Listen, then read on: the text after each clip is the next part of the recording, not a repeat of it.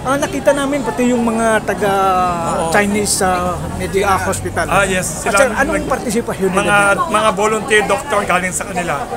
Mga volunteer doctor, dentist, mga medical staff. Nag-partnership kami sa Chinese General Hospital para gawin ito. Ayun.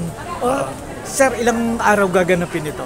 Isang araw ngayon. Isang araw? Ngayon lang? Ngayon lang. Tapos bukas, mamimigay ng libreng tinapay. Ito na yung World Pandesal Day. World Pandesal Day. Alas 10 ng umaga, October 16.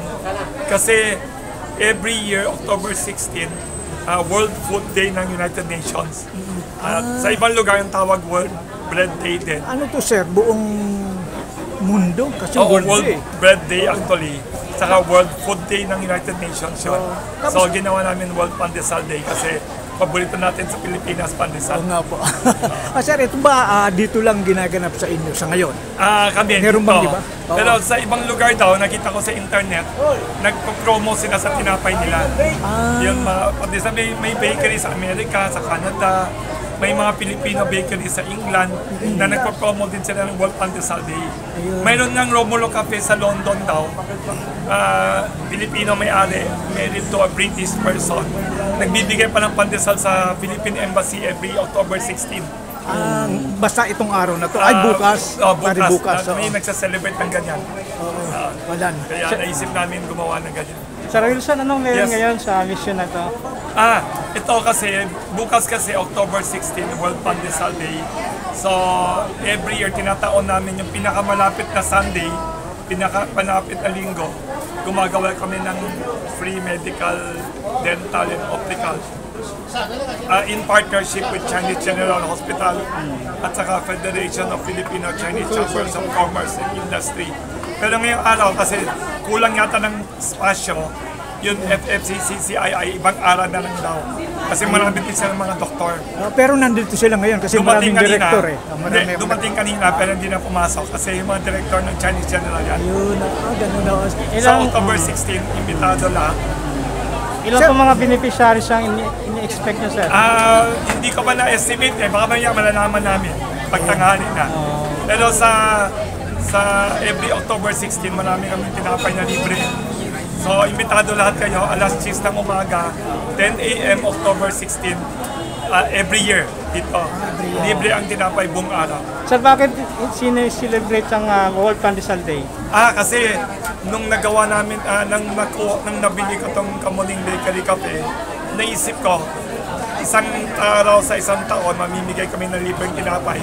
Parang thank you sa mga customer, thank you sa lahat ng kapitbahay namin na sumusuporta sa bakery since 1939. So parang thank you namin, thank you to ng Kamuning Bakery sa buong society, buong lipunan, sa walang hintong suporta since 1939. Kaya naisip namin, sa isang taon, 365 days, kahit isang araw lang, lahat ng tinapay iniregalo namin. So, nung gawa namin ito 9 years ago, every year na maraming natutuwa. So, tinutuloy namin every year. Tapos yung medical mission naman, at saka free medical and dental, yung pinakamalapit na Sunday sa October 16, nag-iimbita kami ng mga volunteer doctors, gawin ito. Dalawang organisasyon tumutulong, Federation of Filipino Chinese Chambers of Commerce and Industry Inc., FFCCCII, saka Chinese General Hospital and Medical Center. Mga volunteer doctors nila, dentists, nurses, mga staff nila. So, nag-cooperate kami every year. So, thank you sa suporta ng lahat ng tao. Saka, yung October 16, World Pandesal Day, yan din ang World Food Day ng United Nations. Yan din ang World Bread Day sa ibang bansa. Sa Pilipinas, ang pinakasikat na tinapay, pandesal, na wala sa ibang bansa. So, ginawa namin World Pandesal Day every year. So, tama ba yung 100,000 na pandesal? Yun ang pamimigay namin. 100,000. Iba dediretso sa mga orphanage, sa mga public school.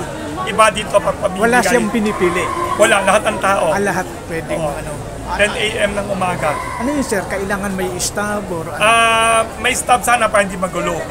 Kasi minsan baka magulo. Kasi, pero welcome lahat. Welcome naman. Kahit sino, kahit walang staff, Bali pang ilang taon na po natin ginaganap ito dito sa Pang-siyam na Kamuning. taon na, 9th na. Kasi 2015 nag-umpisa, ang unang World Pandesal Day ginawa dito, ang mga special guest namin 3 tao, yung chairman ng GMA7, si Attorney Felipe Coson, si Senator Sani Angara, suki namin tatay niya noon pa. Pangatlo yung National Youth Commission Commissioner, si Ding Dong Dantes, yung artista. Tatlo sila dumating dito 2015. Bali bukas po, sino ang magiging Na-confirm dito pinaka-dakilang si Senator natin? Cynthia Villar.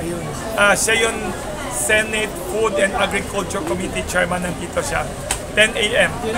May iba pa, hindi pa nagte-text pa.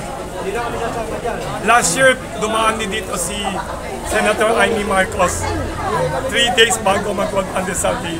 Naalala ko parang andito pa si Loren dati siya. Oo, minsan si Loren Regarda, Senator Sherwin Gatchela, iba-iba. Sir, As si Mayor Joy Belmonte. sir, itong Kamuning Bakery, ano po ba makikita natin sa mga susunod na taon? Paano mga pagbabago? Maganda. Kasi nasunugan ito bago pandemic, tapos nagkaroon pa ng pandemic. After yung sunog and pandemic, plano natin i-renovate, i-restore. Kaya by 2024, sa umpisa ng bagong taon, magiging mas maganda na. Pero nandiyan pa yung historic, nandiyan pa yung lumang, itsura niya, nandiyan pa rin. Traditional na Sir itsura. Wilson, mensahe na lang natin sa mga Yes. bahay natin.